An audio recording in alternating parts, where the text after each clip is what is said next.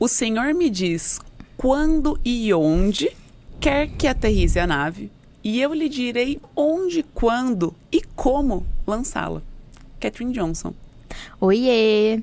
Hoje você vai descobrir mais sobre a história de pessoas pretas na matemática. Eu sou a Júlia Marcolan, mais conhecida como Julia. E eu sou a Júlia Jacob, mais conhecida como a Matemaníaca.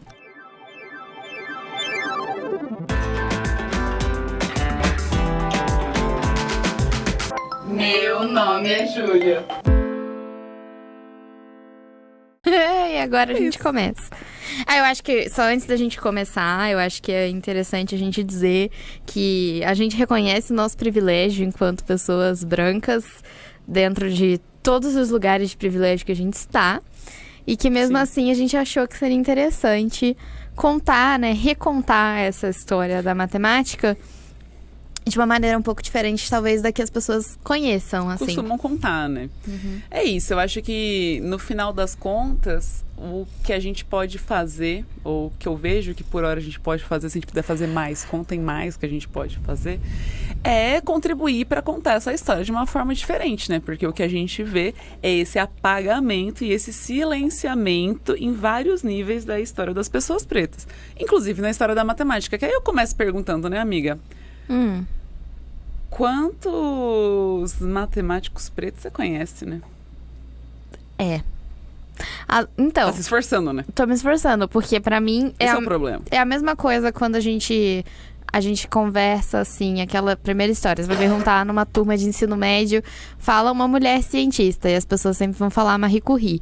E eu acho que aqui é a questão, eu sei falar Katherine Johnson, de cabeça, assim, sabe? E uns 2 ou 3 professores que eu tive na graduação. Você ainda teve professor preto? Eu tive professor preto. Eu tive um professor que... Ele veio da Angola, ele era angolano, e ele era preto, né, dentro da universidade. Nossa... As provas mais difíceis que eu fiz na minha vida foram as provas dele. Mas era física ou matemática? Ele era matemática, ele era da matemática. Porque a gente, é isso, né? A gente tinha professores da matemática durante o curso. Quem e dá tudo mais, as matérias de matemática é o pessoal do departamento de matemática, Exatamente. Né? Então ele era matemático. Mas é complexo, né? E o pior de tudo, o lugar onde a gente tá, é o lugar de tipo assim, de que... É isso, não é falado a ponto de... E aí é uma coisa de tipo assim, às vezes eu conheço matemáticos que são pretos, porque eu leio livros, eu escuto referências, eu digo, foi fulano de... Eu leio, né? Foi fulano de tal que fez isso. E eu não sei se ele é preto ou não. Às vezes... Eu imagino, eventualmente, o que as pessoas vão imaginar. A primeira coisa que você pensa, né? Até quando a gente lê o Teorema de... E aí tem um sobrenome. Essa é a primeira coisa que você pensa, é um homem. Mano, é isso. A gente é induzido a pensar isso, a forma que a gente conta a história dessa matemática, né? Isso sobre e a forma que a matemática também tem acesso dentro da academia. As pessoas que têm acesso costumam ter esse perfil. E aí estamos aqui para poder questionar isso, né? Tem um livro, inclusive, de matemática, caraca, e agora eu esqueci, é um livro de Fismate. Se Parri me ajuda. Tem um livro de Fismate que é escrito por uma mulher. Tem da Carmen Pimentel.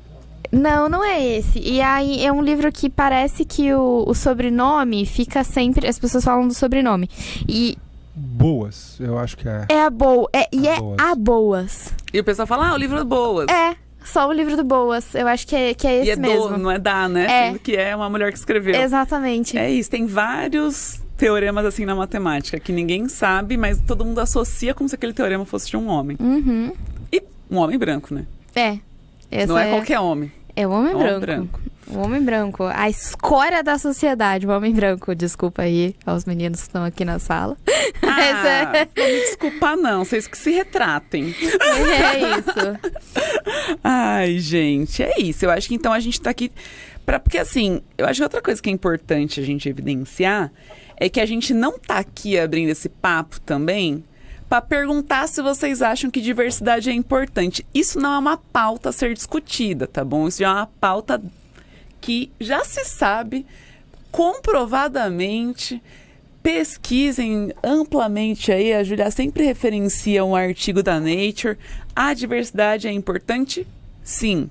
Ponto. Não estamos discutindo a importância da diversidade. Estamos discutindo como a gente garante a diversidade dentro de um espaço que a gente vê que é embranquecido. Isso. De uma história que é contada de forma branca também, né? Então eu acho que nem vem nos comentários falar assim, mas é porque não quer. Meu irmão, a gente nem vai entrar nesse mérito, a gente vai te ignorar, eu acho bom? que caso você queira dar argumentos para as pessoas sobre por que a diversidade é importante, acho que você pode falar que, assim, quando as pessoas são colocadas, né, quando pessoas diversas são colocadas para pensar sobre ciência, elas vão pensar de maneira diversa. Em especial... Por que diversa? Pelo contexto que ela tá, pelas vivências que ela tem, pelas experiências que são agregadas à vida dela. Todo mundo contribui com uma forma diferente porque vive de forma diferente. Exatamente. E se a gente coloca todo mundo que tem histórias e vivências parecidas, o que faz? Coisa que tem história e vivência parecida para aquele grupo de pessoas. Exatamente. Então, o Sparri estava dando um exemplo antes da gente começar o podcast, que você quiser contar, que é sobre os remédios cardíacos para pessoas pretas, né? E mulheres. Então, eu não tenho exatamente aqui a referência. A gente não trabalha com exatidão nesse podcast. Basicamente é o seguinte... Ciparri viu no TikTok. Tô brincando, Ciparri. Os testes clínicos com drogas cardíacas eram feitos geralmente com homens brancos. E aí, algum tempo depois, se eu não me engano, final da década de 80, começo da década de 90, começou a perceber que as doses estavam muito altas para as mulheres, que as doses teriam que ser diferentes para pessoas negras. Mulheres negras, então, era diferente. E tudo isso porque o grupo de teste era só branco, homem. E aí foi quando começou, de certa maneira, a ter um movimento de você ter testes clínicos mais abertos e com uma diversidade maior para você poder avaliar realmente a droga que você está dizendo. Você não pode dar uma dose tão grande para um cara de 2 metros, quanto tipicamente uma mulher é 30%, 40% menor. Em termos de volume e tudo. Então, você tem que tomar esse cuidado. E aí, né, veja bem. Esse é um exemplo dentro da ciência, mas se você está aqui no Correio de Ciência há um tempo, você vai ver que, por exemplo, o podcast que a gente gravou na Cifisc, a gente ficou criticando o tempo inteiro de filmes sobre divulgação científica serem dirigidos e roteirizados por homens e como eles erram rude, entendeu? Na hora de retratar a história de uma mulher, ou como a personagem mulher é vista dentro daquele ambiente. Porque ele não tem a vivência, não sei o que lá, né? Toda essa experiência. E também não se esforça, né? Então é isso, né? Vamos dizer, né? Não tem essa cobrança, né? Porque ele só se importa com os aplausos dos amigos brancos, homens deles também. Mas assim, a gente critica isso o tempo inteiro, do tipo assim, se as histórias estão sendo contadas por essas pessoas e elas estão num lugar de privilégio, essas pessoas também vão contar do jeito que elas querem. E elas vão excluir quem elas acham que não é importante. Porque aí a gente vem em outro ponto que o Cipaí contou que é bem importante aqui pra gente começar esse papo, né? Qual ponto? Cipaí quer contar aí de como que a gente tem no nosso imaginário, né, uma matemática branca, mas porque a gente tem contato com uma história que é contada de pessoas brancas, mas a história da matemática é branca, Cipaí? Provavelmente não. Se você for pensar que a matemática surgiu na Grécia Antiga, e a Grécia Antiga se estendia por todo o Mediterrâneo e tinha muito input vindo da África distante, não. Se você pensar nas agrimensões que eram muito importantes no Egito Antigo, também não, quer dizer, são etnias diferentes, não são brancos. Se você pensar que a matemática sobreviveu à Idade Média, indo para o meio dos mouros e do Império Otomano, e a gente tem nomes como algarismo, que são características dos matemáticos mouros e do Império Otomano, e dessa maneira você vê que não. Quer dizer, a matemática não é branca. A gente embranquece ela quando ela volta a ser colocada na Itália, na França... Renascentismo... na Inglaterra. Iluminismo. E aí você começa a ter os personagens brancos. Mesmo assim, nem todos os personagens eram brancos. A gente conta nem homens. Nem homens.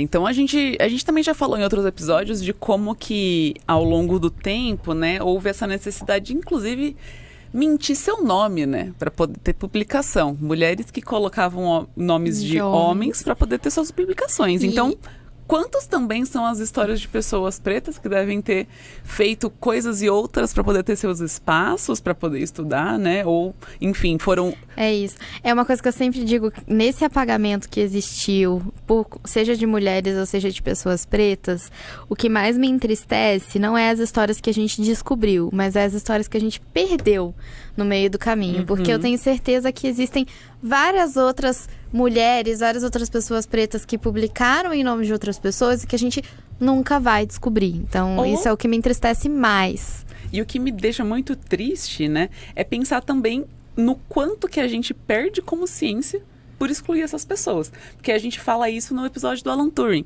né? Olha o Alan Turing, gay e pai da computação. Imagina quantos Alan Turings a gente não perdeu porque a gente faz uma castração, né? Quantas mulheres a gente não perdeu porque no final das contas estavam publicando com o nome de homens. Quantas pessoas pretas a gente não perde porque elas são impossibilitadas de estudar e entrar numa universidade. Esse pai tá levantando a mão hoje. Eu queria só citar, fora da área da ciência, que até pouco tempo atrás ninguém achava que Machado de Assis era negro. É verdade. Isso aí, né? É verdade, ainda tem Mais isso. importante de saber se o Bentinho traiu ou não a Capitu é essa discussão, né? Exatamente. E sobre a traição da Capitu, que toda vez que isso passa, eu não posso deixar de dar os meus 2 centavos, é que eu não acho que ela traiu, mas se tiver traído também é bem feito.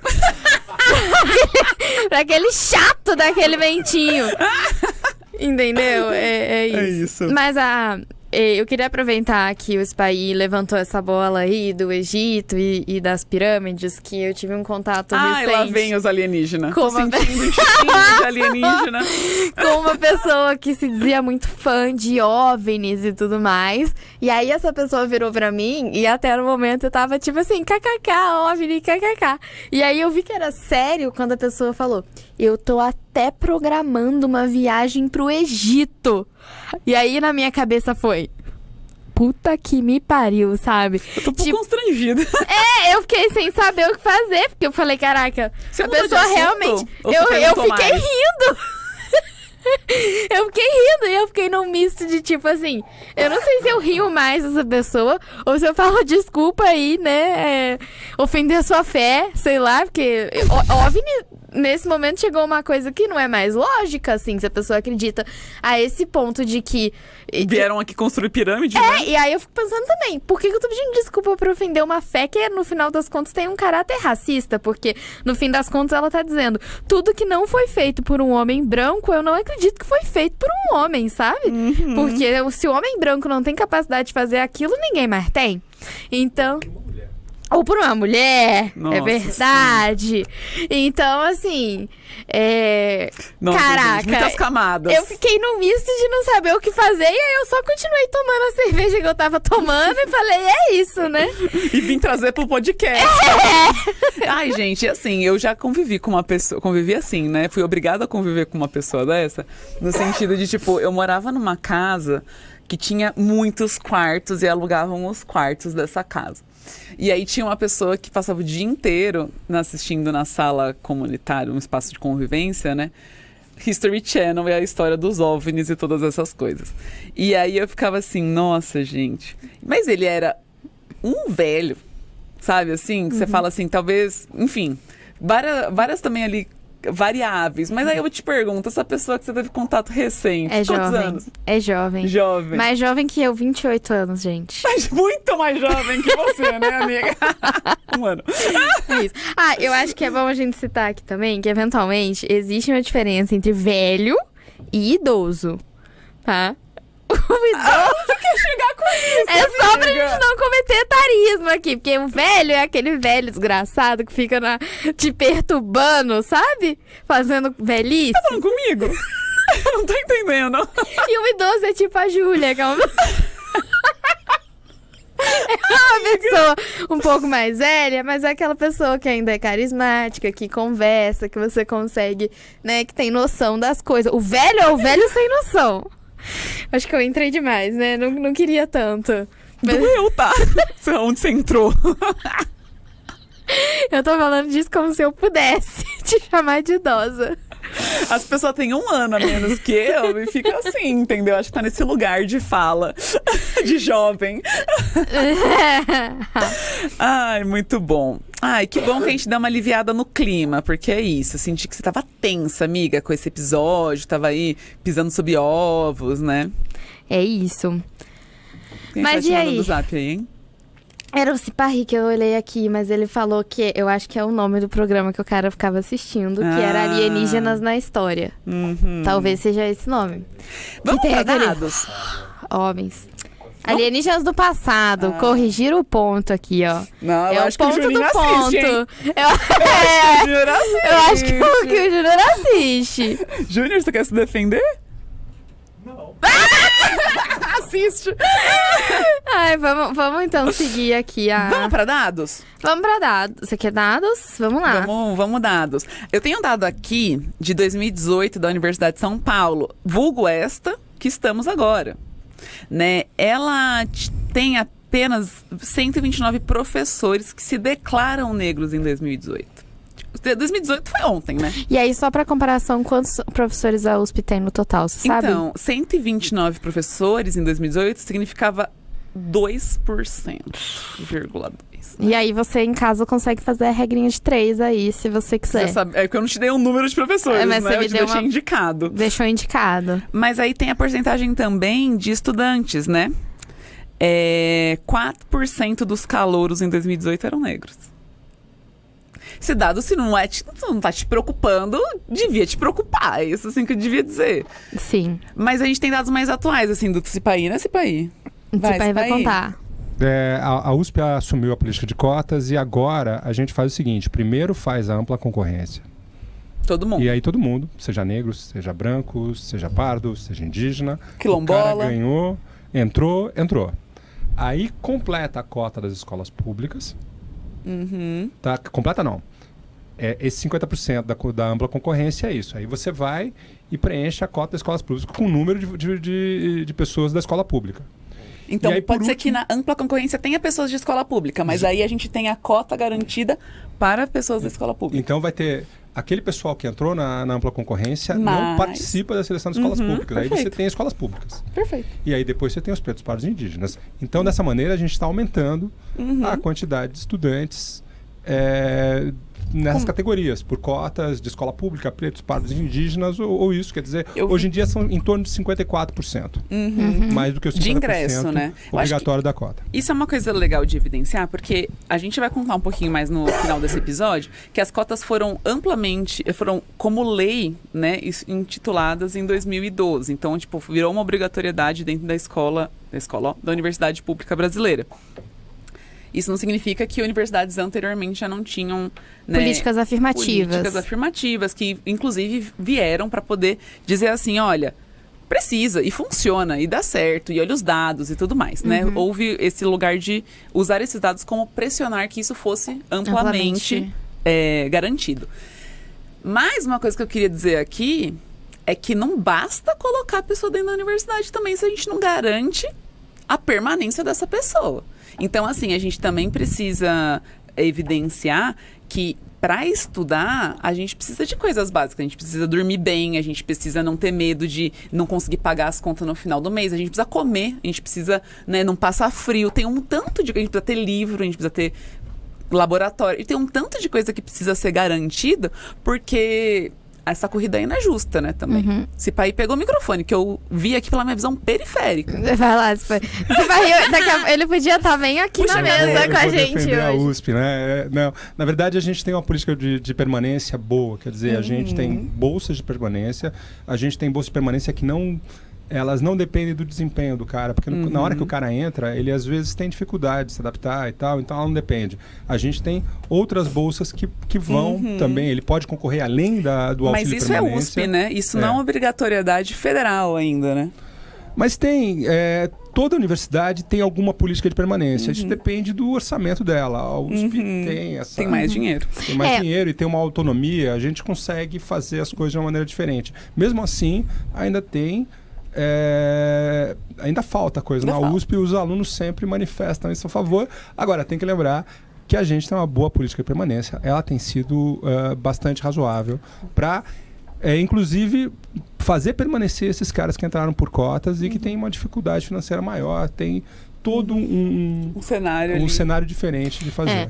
Eu acho que eu queria dar uns 2 centavos também para falar sobre, vamos lá, as cotas elas não atingem muitas vezes a pós-graduação, né? Então a gente ainda tem isso. E aqui no IFSC a gente tem políticas afirmativas para o ingresso de pessoas pretas, pardas e indígenas, já funcionando desde... Esse ano passado. A gente discutiu isso no ano passado. Bem recente. E aí, o que essas políticas afirmativas fazem? Elas não reservam vagas, mas existem ali existe todo um cálculo em cima da nota dessas pessoas que vai beneficiar um pouco essa nota. E aí a ideia é que essas pessoas consigam ficar mais à frente na lista e isso aumente a probabilidade delas receberem uma bolsa. Na pós-graduação esse ano já fez diferença, né? Acho que teve pelo menos um ingresso que foi por conta da diferença. Isso. E aí, uma coisa interessante também que eu queria dizer, que foi... Eu fico muito feliz, porque eu enchi muito saco pra que isso acontecesse, é que isso foi... Desse tamaninho que fez esse barulho todo. A minha filha, que eu sou carburador é potente. Eu grito alto. Mas, nossa, gente, desculpa, é que a gente acabou de gravar um episódio sobre carros e ainda tô com muita referência. Inclusive, já tá liberado. Você já pode ir lá voltar no anterior, assistir. De carros. Mas eu enchi bastante o saco pra que isso fosse estendido também para mulheres. Então, hoje, o IFSC, eu acho que esse é o primeiro semestre em que isso está acontecendo, então a gente ainda não tem reflexos, dados como a gente teve da cota PPI, mas é o primeiro semestre em que essas políticas afirmativas, elas também são estendidas para mulheres que estão ingressando na pós-graduação e para as áreas de exata, em específico, a gente sabe o quanto que isso é, né, uma questão. Acho que eu gostei que o Cipaí falou aí do que a USP tem feito, né? Mas às vezes essas coisas não são tão divulgadas. Então, agora você sabe. Se você ainda não entrou na universidade, considere, inclusive, pesquisar sobre isso na universidade que você está pensando ir. Porque às vezes você está falando assim, nossa, esse lugar não é para mim, esse lugar eu não consigo, nanana. Mas aí você pesquisa que tem esse tanto de oportunidade dentro da universidade que você está indo, pode ser uma coisa que vai te incentivar, né, a não desistir de vir estudar. Mas ainda tem o caminho a percorrer, porque mesmo certeza. Entre as mulheres, quer dizer, você não tem o mesmo número de titulares que você tem... A gente vai falar do afunilamento, né? Do afunilamento. Você tem que tomar um cuidado e você tem essas barreiras em todas as categorias. Sim, sim, porque é isso, né? O que é o tal do afunilamento? Entra uma rapaziada, mas aí uma porcentagem só se forma, e uma porcentagem menor ainda vai para a pós-graduação, e quase nenhum consegue, né, um cargo de docente, e aí ainda é quase inexistente alguém que está num cargo administrativo. Então, ou num cargo de chefia de grupo, né? Numa posição que toma decisões assim dentro da universidade. Então, aí a gente tem esse tal afunilamento dessas minorias historicamente excluídas, né? Então, a gente precisa... É isso. Coisas estão sendo feitas, mas a gente ainda tem muito o que fazer. A gente isso. Não para por aqui, hein, rapaziada? A gente tem que continuar. Mas eu queria, então, te perguntar, eu queria saber se esse já é o momento dessa virada de chave, porque eu gostaria de conhecer, então... Eu acho que a gente... Tá, gostei. Gostou? Porque, assim, qual que é a proposta, então? A gente vai falar... A gente sabe que existe esse problema. A gente já discutiu ele em outros momentos do podcast também. Mas eu gostaria de conhecer, então, matemáticos e matemáticas negras. Você tem aí alguns aí pra você me apresentar? Na verdade, sua cartela? Temos um roteiro, né, rapaziada? Então, a gente preparou um roteiro aqui. Então, eu já sei a resposta dessa pergunta que eu fiz.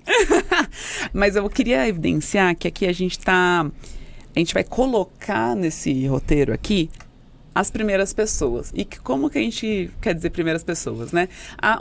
Um marco, assim, histórico do tipo assim, vamos conversar um pouco sobre elas, porque elas foram pessoas que inspiraram muitas outras pessoas. Tipo, nossa... Ela tá lá, então eu também posso estar lá. Né? Então, foram essas pessoas que todas elas vão ter essa... não vamos dizer assim, ela vai ter esse lugar de inspirar as próximas que vieram. Então, a gente hoje fez uma escolha, né? Aqui, porque não dá pra falar de todo mundo, queria nós, mas vamos colocar aqui os primeiros. Então, a gente vai começar a falar do primeiro negro formado pela Cambridge. Quem foi, amiga? Foi o Francis Williams. Eu acho que assim, quando eu tava lendo sobre o Francis William, na verdade eu até voltei depois, assim, porque eu fiquei, nossa, ele foi o primeiro negro formado pela Universidade de Cambridge. E ele formou ali por volta de 1720 e poucos, ou 30, sei lá, porque... 1723, que diz aqui a pauta do... Não, 1923 foi a cidadania. Ah, tá, desculpa, né? Li errado, gente. Aí eu fiquei assim, nossa, mas... Tá, e desde quando Cambridge existe, né? Porque eu acho que esse é um ponto. A gente fala assim, o primeiro negro, que marco importante. Mas por que é tão importante? Gente, porque Cambridge foi fundada quando, amiga? 1209. 500 anos, né? 500 anos. Gente, se isso não incomoda, pô, não sei o que vai incomodar. Pô, não pode achar esse número normal, né? 500 anos?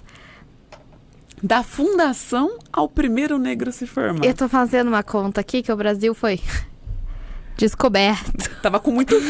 Passou frio depois desse momento aí. E ali em 1500, né? Uhum. E a gente tava feliz e confortável. E a gente tá em quanto? Nós. Em 2000, né?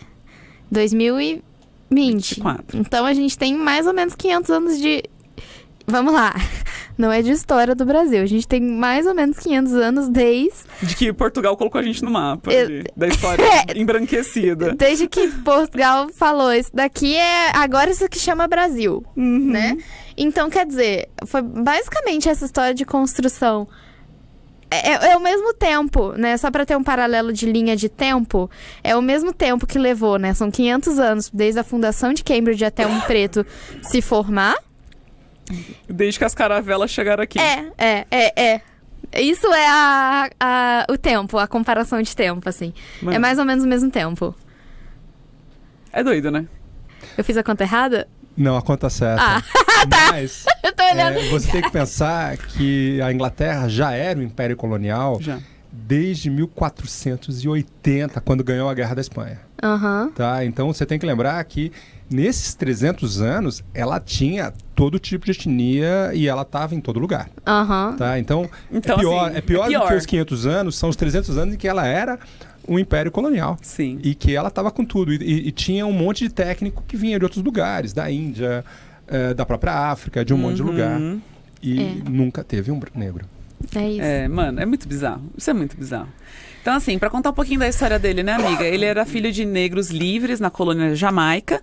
E isso era uma condição muito incomum na época, né? Porque essa era uma região basicamente povoada por colonizadores e escravos africanos. Só que isso proporcionou para ele uma condição financeira para ele conseguir arcar com a escolarização dele. Então ele tinha um lugar ali de privilégio, da onde ele nasceu, onde ele conseguiu ser escolarizado. E aí por volta de 1720, ali com uns 18 anos, ele vai para a Europa. E em 1723, 3 anos ele demora para ter então a cidadania britânica. Essa ida dele para... um fato curioso aqui, né? Ele conseguiu a cidadania britânica, algo que já era um marco ali histórico, porque escravo não conseguia cidadania. Beleza. Mas sabe por que ele foi pra lá e tudo? Porque ele foi selecionado para um experimento, amiga. Sabe que experimento é esse? Que experimento é esse? Avaliar, né, se negro, com educação adequada, podia obter conquista intelectual semelhante à dos brancos. Entendi. Isso foi realmente foi uma seleção, era um experimento que eles faziam mesmo. Eu não sei se, as minhas fontes aqui que eu tenho, eu não sei se ele foi o primeiro a ser selecionado, se foi uma rapaziada junto com ele ou não. Eu sei que ele... Nossa, é que isso me chocou tanto, que tipo assim, se ele foi o primeiro a ser selecionado e se tinha uma rapaziada junto, só o fato de existir um experimento com esse... Né? Até porque a gente lembra agora de um adendo que o Cipaí fez aqui, colocou muito bem, né? A gente já tem argumentos para dizer que a história da matemática não é branca. E nessa época, esses argumentos já existiam, né? Porque, né?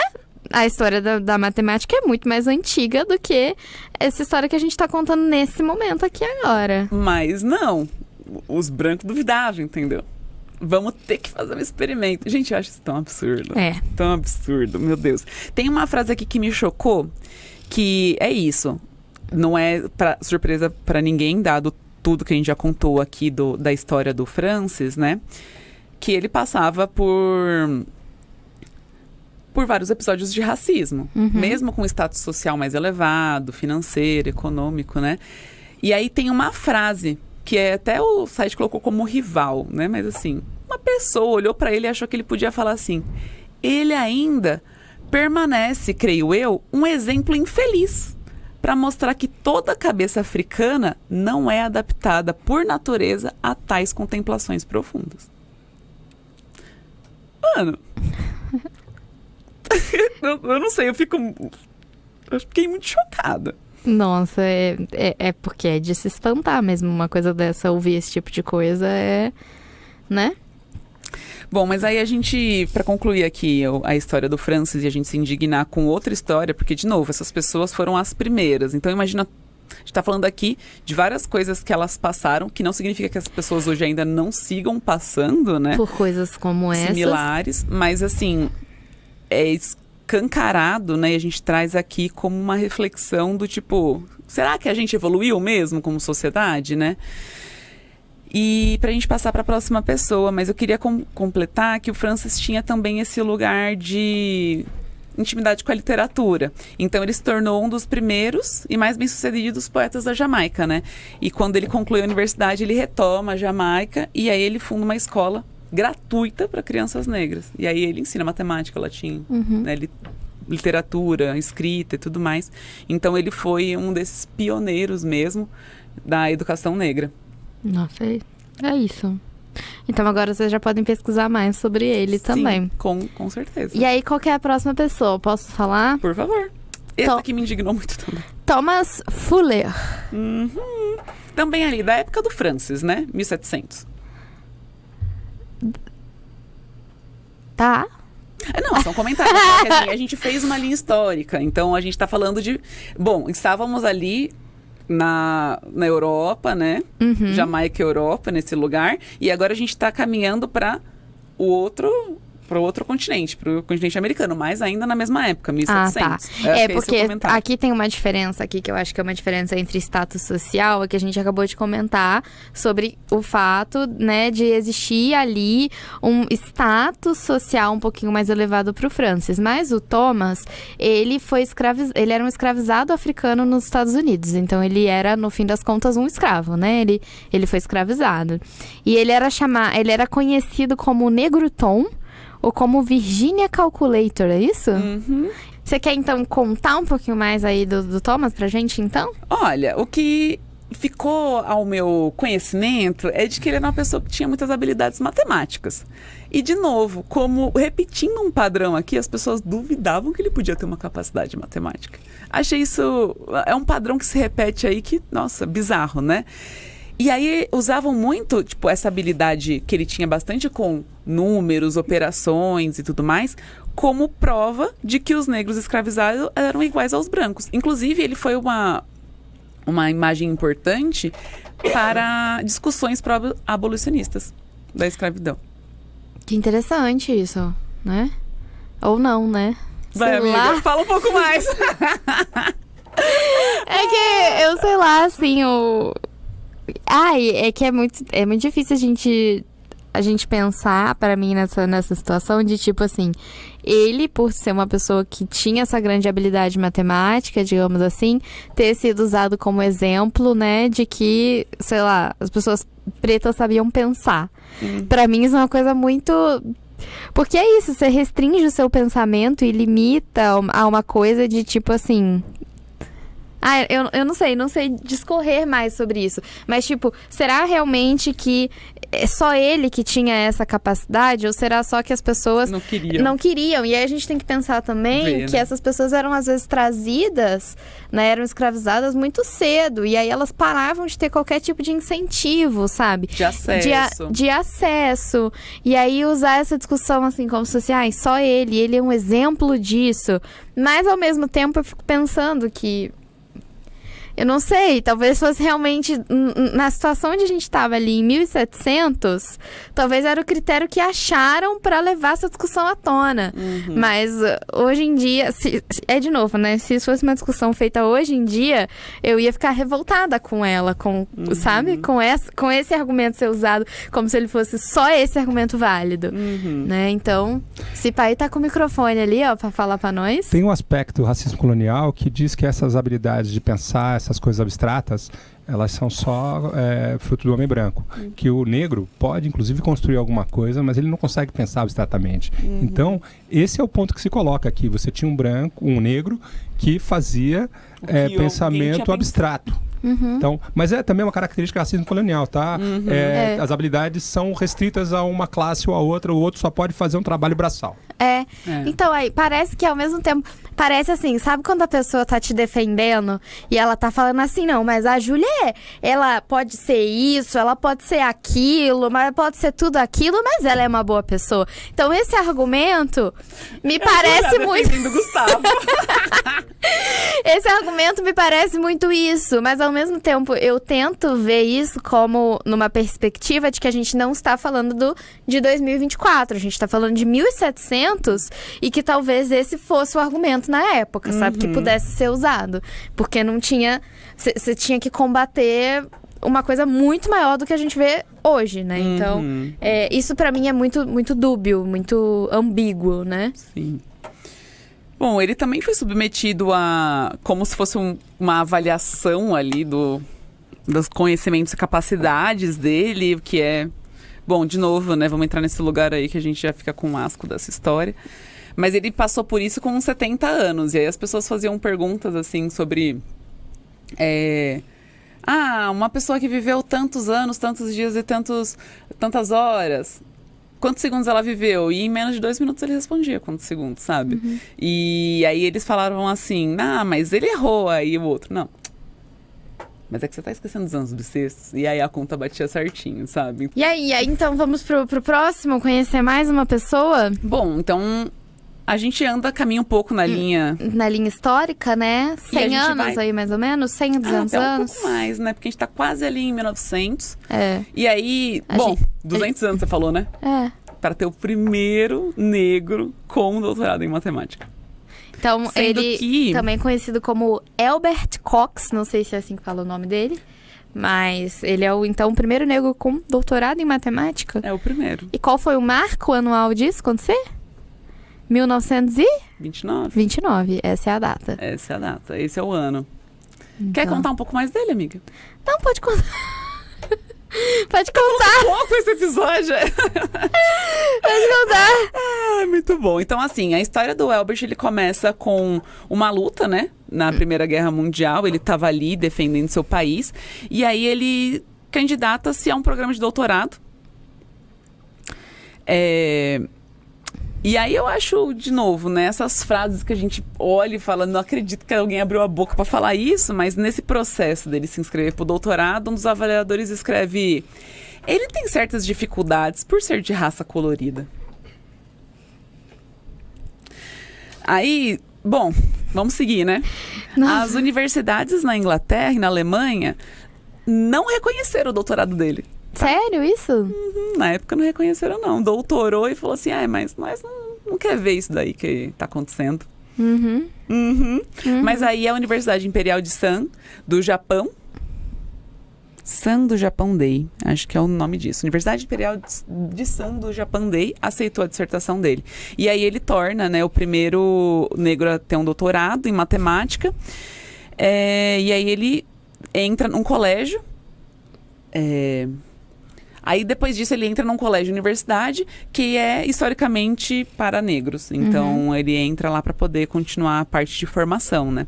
E aí, de novo, como ele foi o primeiro, ele tem esse lugar de ter inspirado muitos outros que vieram na sequência, né? Aí eu acho que depois, mais ou menos ali na mesma época, a próxima que a gente separou aqui é Eufemia Heinz. É assim que fala, será? Heinz? Acredito que sim. Eu acho que tem um lugar muito interessante aqui. Primeiro da gente observar que foi até meio que contemporâneo, foram uma diferença ali de uns 10, 15 anos de um doutorado para o outro. Então, provavelmente a Eufemia ali foi inspirada pelo Elbert, imagino eu.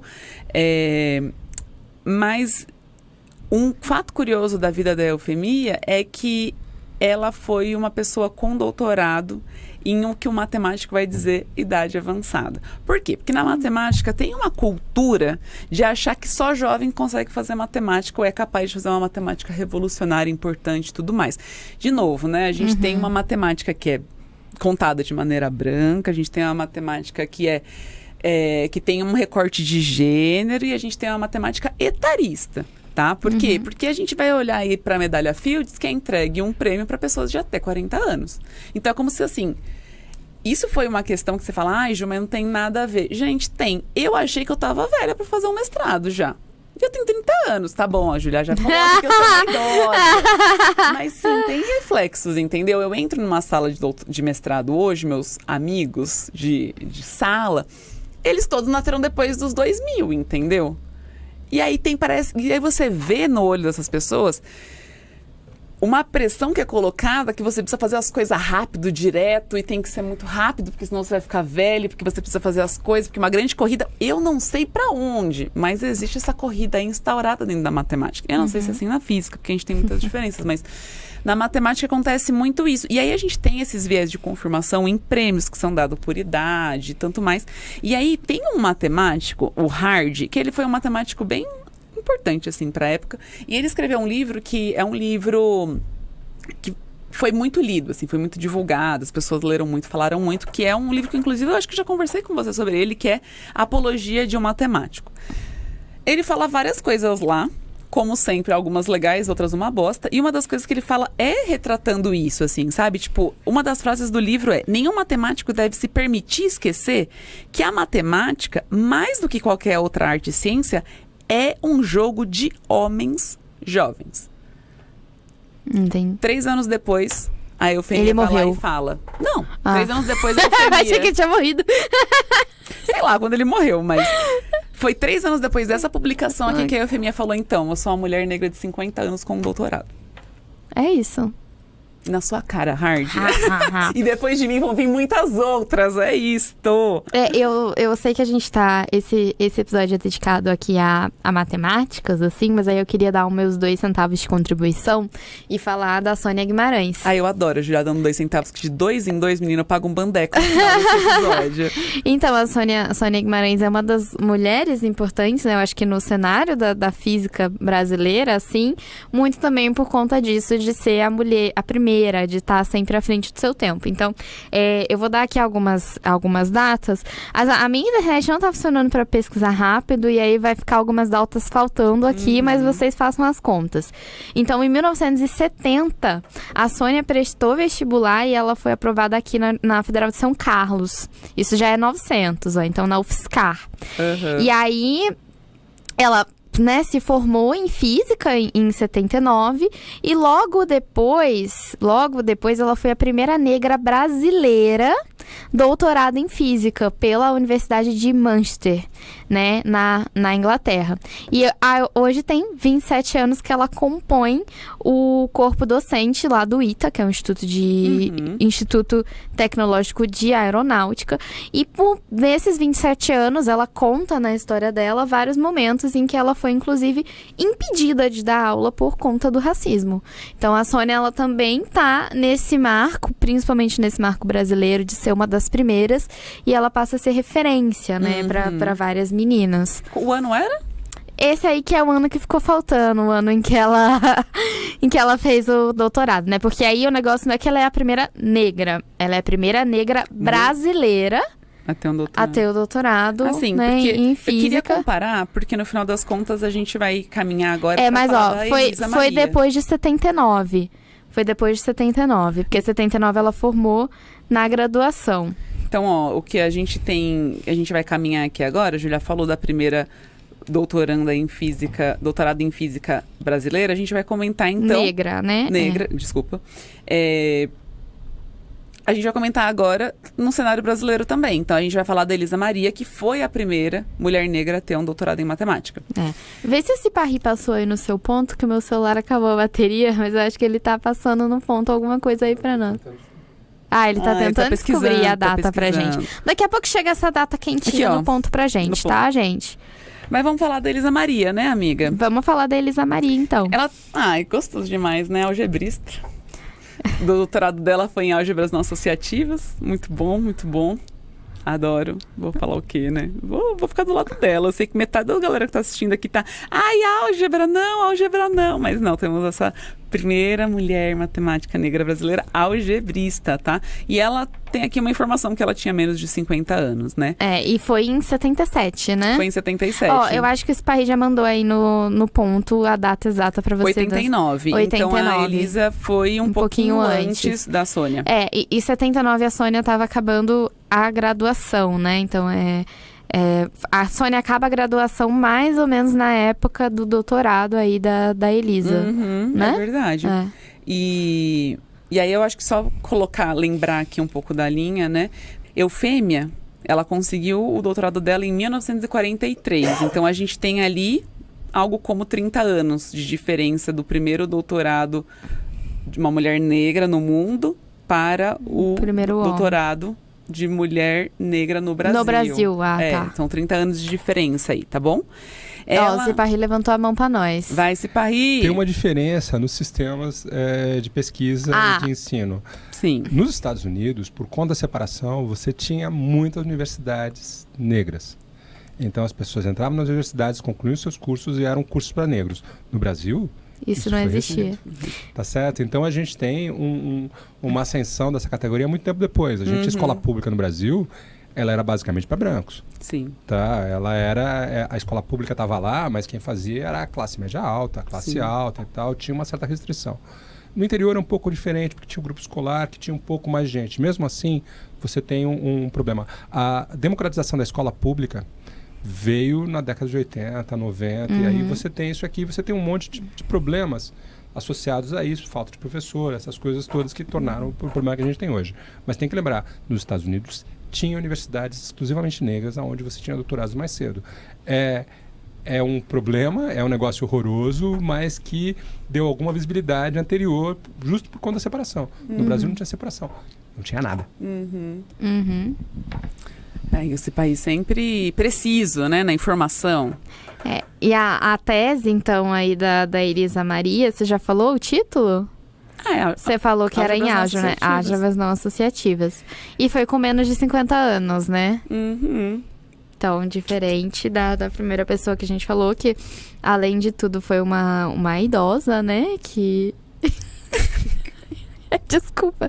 Ela já era mais velha quando ela teve doutorado. Não tô fazendo graça disso. É a Júlia que tá fazendo graça da minha cara. E eu ri. Vai começar a ficar vermelha, observe. Tá. Ela vai encandecer. Mas enfim, como a questão do etarismo é uma questão bastante difícil presente na matemática, é bom a gente reforçar isso. Mas então me conta um pouquinho mais sobre a Elisa Maria. Vamos lá. Então eu vou ler aqui um pouco do meu roteiro, né? Pra não falar besteira. Nascida e criada no interior da Bahia, gostoso demais, muito bom. Ela era filha de um casal que teve 5 filhos. Aí a gente começa a entrar nesse lugar do tipo assim, né? A gente não tá falando do Newton privilegiado, rico e tudo mais. A gente tá falando de uma mulher ali que nasceu no interior da Bahia com 4 irmãos, né? Que a sua mãe teve que desempenhar o papel central na criação. Ela foi pai, mãe, filho, Espírito Santo. Ela foi todo mundo ali e cuidou de todos os filhos sozinha. Bom, mesmo com tudo e todos, ela era essa pessoa que tinha notas exemplares na escola. Então, ela tinha uma média... Tem aqui uma informação, né, de que ela tinha média 10 em todas as disciplinas. E foi isso que possibilitou que ela tivesse uma bolsa Philips da Holanda. Então, olha lá, como as oportunidades, né, são restritas. E aí tem uma pessoa que consegue. E não vale você dizer que porque uma conseguiu, todas não conseguiam, hein? Não vale você sair falando isso, não. Isso daqui é a primeira. Mas bora lá, tem que gente tem que fazer a nossa parte aí de acessibilizar e tirar nosso pezinho do privilégio, hein? Mas vamos lá. Após passar o segundo... Em segundo lugar. Né, no vestibular de matemática lá na UFBA, acho que é assim que fala, né? Universidade Federal da Bahia. Ela entrou lá em 1960. Ela se muda para Salvador, né? E aí ela faz essa graduação em matemática, mas ao mesmo tempo, olha lá, teve que trabalhar. Então, de novo, a gente vai estar falando aqui de uma trajetória que não é... linear, né? Não é uma trajetória rápida, linear e rápida. Porque a gente... É isso, a gente tá falando aí de garantia, tudo para que as pessoas consigam estudar, trabalhar e estudar junto. Não é o que a gente gostaria que tivesse acontecendo, né? Que as pessoas tivessem que trabalhar para poder conseguir estudar. Então, a gente sabe que estudar é trabalho, que a gente precisa garantir nosso tempo para isso. Mas aí ela se gradua, né, em bacharel e na licenciatura lá na UFBA. No ano de 1967. Então foram aí 7 anos, né? Bom, mas ela saiu com dupla titulação. Não sei como que funcionava na época ali, se ainda é igual hoje. Mas foram 7 anos aí de graduação e enfrentou desafios sociais que ainda atingiam mulheres negras e que devem seguir atingindo, né? Desde 46, quando a primeira mulher negra, Aracy Coelho, concluiu uma graduação em matemática na UFBA. Então, ela não foi a primeira mulher negra a graduar, mas ela foi a primeira doutorar. Tá? Quer continuar falando, amiga? Você quer que eu siga aqui contando essa história pra você dar uma... Pode contar pra mim. Eu gosto de você contando história. Beleza, então tá. Aí ela se forma ali e foi aprovada num concurso pra professora no Colégio Central da Bahia. E foi nomeada como professora algebrista no Instituto de Matemática e Estatística da UFBA. Olha lá, é um IME da UFBA. A gente tem IME em todos os estados. Eu me formei num IME. No Rio tem o IME lá, que é o Instituto Militar. Tem, sempre tem um IME. Você tem sempre que especificar qual é o IME que você tá falando. Mas aí é uma coisa legal que fala aqui da história dela, que ela também teve a oportunidade de estudar na França, né? E foi após obter uma bolsa da Unesco. Gente, isso é muito legal. Não sabia nem que a Unesco dava uma bolsa. Eu acho que a Unesco dá várias bolsas, assim, é interessante a Unesco. Só tô falando, podem pesquisar aí as bolsas da Unesco. Mas então é uma coisa que segue acontecendo. Eu acho que segue acontecendo ainda, tem várias oportunidades, assim, né, acho que de bolsa e de incentivos também à educação no geral que a Unesco oferece. Show. Então... Depois disso, né? Ela faz o quê, amiga? Ela vai ser aprovada no concurso e ela vai virar professora assistente lá do IME, na UFBA. Isso ela já tinha um mestrado, né? Nesse meio tempo aí, concluiu o mestrado. Isso. E aí, em 77, ela concluiu o doutorado lá na Universidade de Montpellier. Imagino que seja... É assim que fala esse país. Montpellier. Esse país é nosso francês. Montpellier. E é que não fala o R, né? Montpellier. É tipo Montbijou. Ah, o que tem o biju. Você não fala o R, Montpellier. E, bom, o doutorado dela foi com uma bolsa aí já da França, né? De novo, a gente evidencia que é algebrista. Álgebra. Não é análise, não. É álgebra. O orientador dela foi o Artibano Micali. Quer falar, Cipaí? Quem foi ele? Cipaí tá doido pra falar quem foi ele. Não, Artibano Micali é um matemático brasileiro que morou na França há muito tempo. Ele se formou na USP. Agora, eu não tenho certeza se foi na USP de São Paulo ou na USP de São Carlos. Eu tenho a impressão que ele tem uma história na USP de São Carlos. Eu me lembro disso numa conversa com ele, porque eu morei em Montpellier no começo da Olha lá, é por isso que ele sabe falar Montpellier. É muito agradável. E é um cara que foi para a França e fez toda a sua carreira na França. Mas ele começou, acho que aqui em São Carlos, ele nos primórdios. Inclusive, eu procurei um pouquinho na FAPESP para ver as coisas que ele tinha. Ele teve uma bolsa de pesquisador visitante aqui para trabalhar na Unicamp e no ICMSC. Que era antes do ICMC. Naquela época, né? Provavelmente, realmente, ele tinha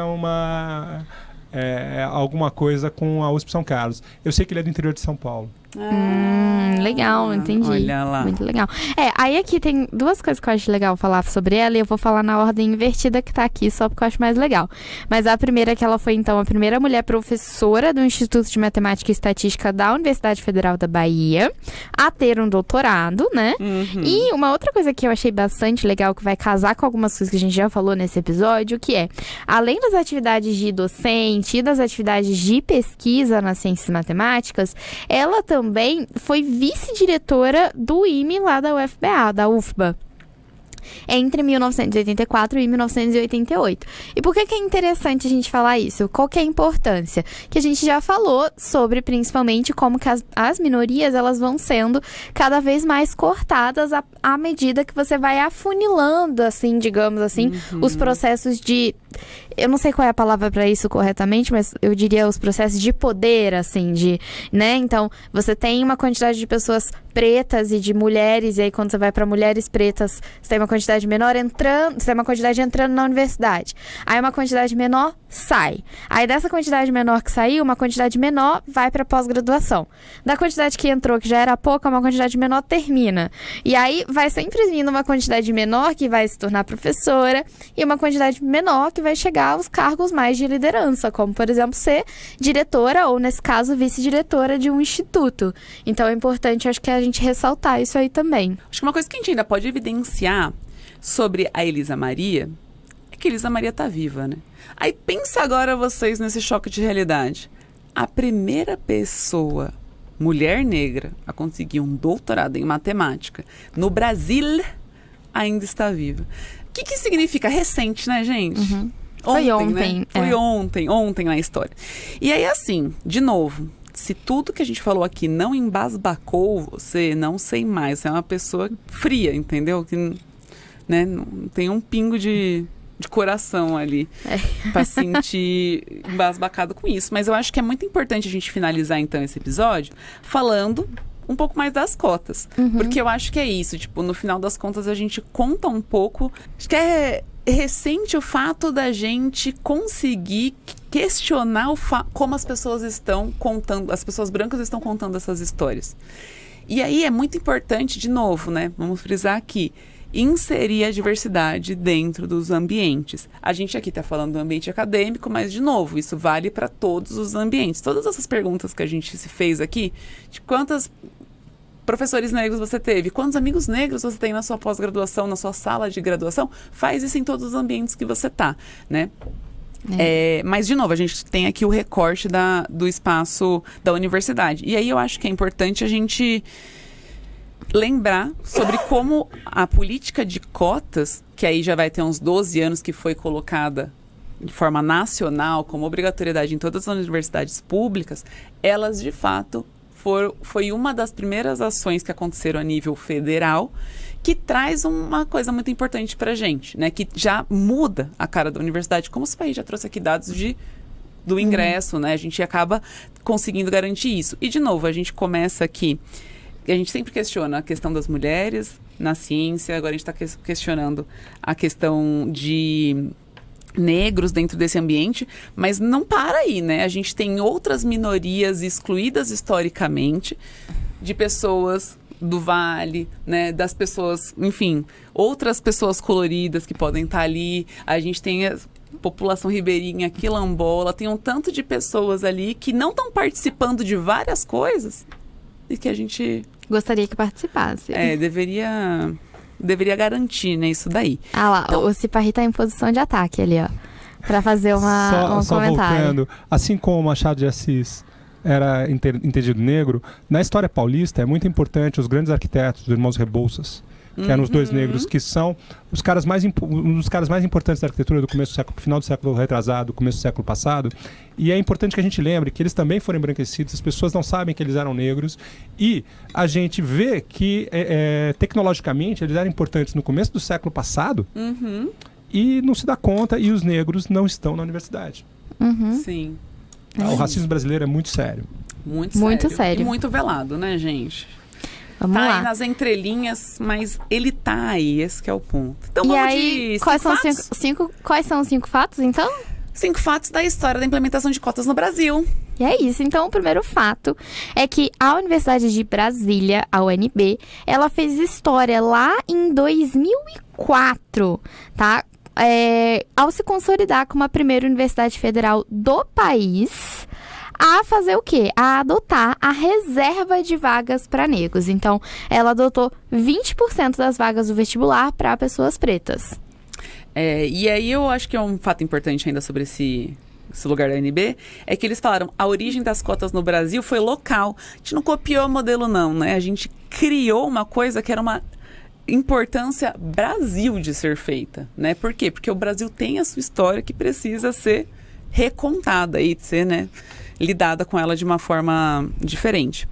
E aí o segundo fato é que a UNB, ela acabou inspirando outras universidades. Uma delas foi a UFPA, que é a Universidade Federal do Pará. E eles também tiveram reservas de vagas já em agosto de 2005. Então, um ano depois, já tem esse impacto aí na UFPA. É isso aí. Aí o terceiro fato vem lá... Ui, caraca! Ai, desculpa, gente, peraí. É que o assunto tava leve, tava descontraído. Desculpa. Né? O terceiro fato vem a URGS, que é a federal lá do Rio Grande do Sul. Ela fez essa parceria, né, entre a comunidade acadêmica, em parceria com movimentos negros e movimentos indígenas, e foram promovidas amplas discussões que geraram na implementação lá em agosto de 2007.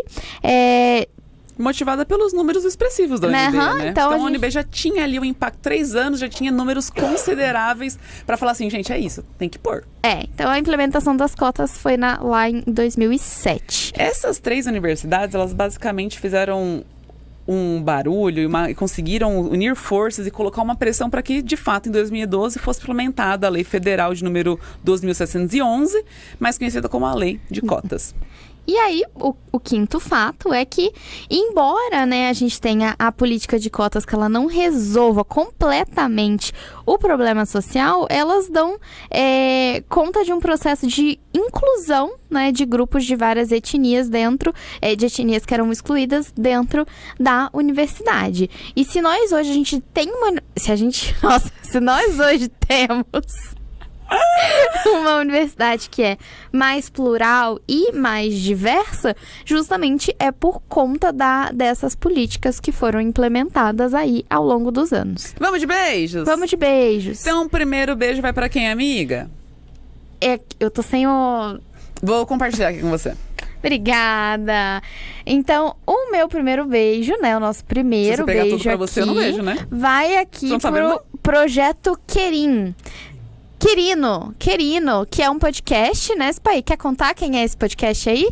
Esse beijo aqui é do Cipaí que tá indo. Nosso também, mas mas o Cipaí que é um podcast, tá no Spotify, é um podcast da Folha, se eu não me engano, que narra a história do Brasil com a presença negra. Quer dizer, o Manuel Quirino é um cara muito importante, que é um cara que criou a Faculdade de Belas Artes na Bahia e fez um monte de projeto social e criou essa dinâmica. E é narrado nesse podcast, muito bom. O autor do podcast é o Rogério, é o Thiago Rogério, que é um jornalista interessante, você encontra ele em um monte de lugar. É isso aí. O Thiago Rogério tá assistindo, então um beijo Thiago. E para todo mundo lá do Projeto Quirino. E a gente vai aqui aproveitar e mandar beijo para todas as pessoas que de alguma maneira estavam envolvidas, né, na criação da lei de 2012, da Lei de Cotas. Então, um grande beijo, obrigada aí a todo mundo que fez isso acontecer.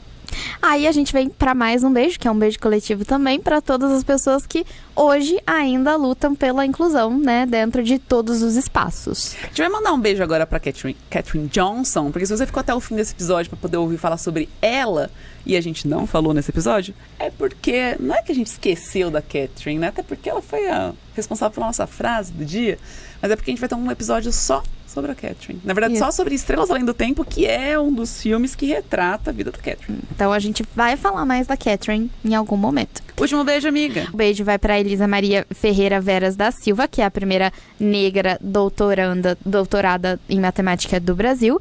A gente também vai falar um beijo para Sônia Guimarães, que eu contei a história dela rapidinho aqui a pouco. E para a terceira mulher, que é a Maria Laura Lopes, que é a primeira matemática do Brasil, mas ela não era uma mulher negra. Mas a gente também gostaria de mandar esse beijo para ela. dela. Até porque eu acho que a Maria Laura Lopes faleceu recente, assim, tipo, acho que foi 2013, se não me engano. E a Elisa e a Sônia estão por aí, né? Então, se vocês estiverem assistindo, Elisa e Sônia... Beijos. E é isso. Esse podcast é o quê, amiga? Esse podcast é produzido no estúdio da CETISC, que é o Centro de Tecnologia da Informação de São Carlos. De quem, amiga? Da STI, né? Superintendência de Informação. É isso. Beijos. Bem...